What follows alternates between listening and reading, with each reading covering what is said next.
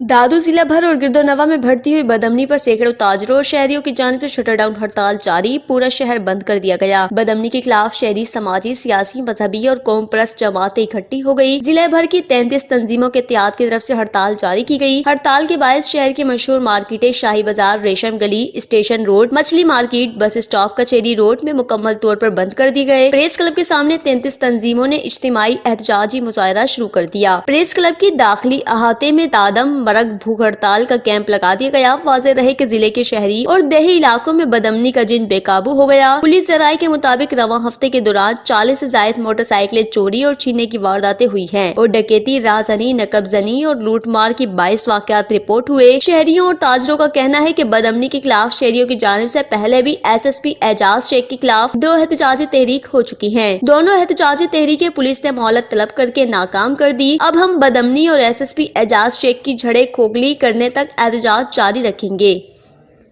वश न्यूज़ दादू।